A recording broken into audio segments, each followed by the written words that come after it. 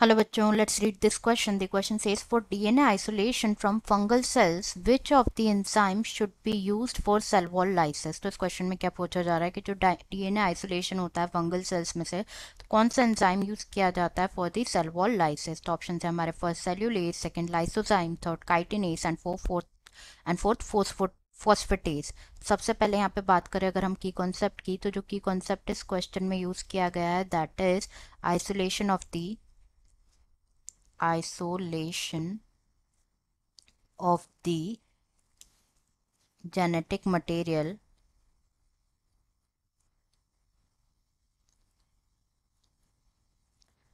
that is DNA का isolation.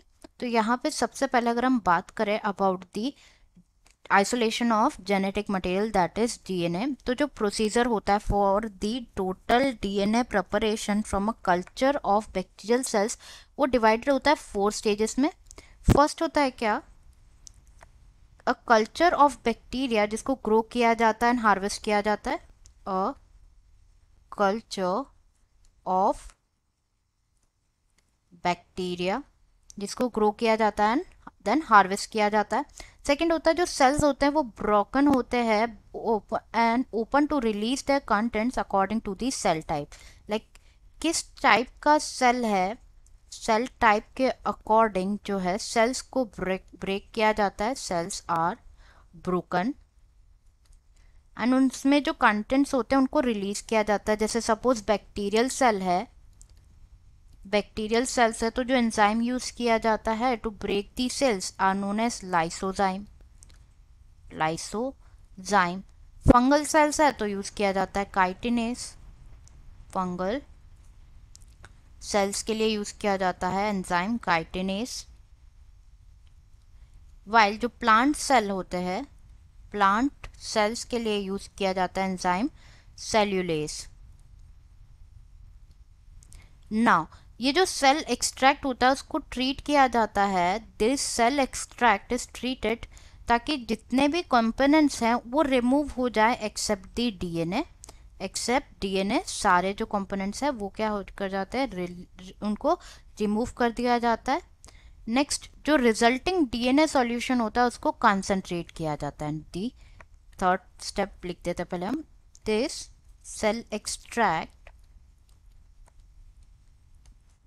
is treated to remove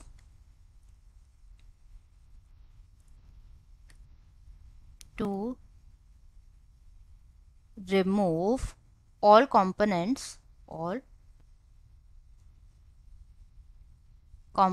except DNA and the fourth step is जो resulted DNA solution है उसको concentrate किया जाता है। The resulting DNA solution is concentrated। तो अब हम ऑप्शन टेक कर लेते हैं।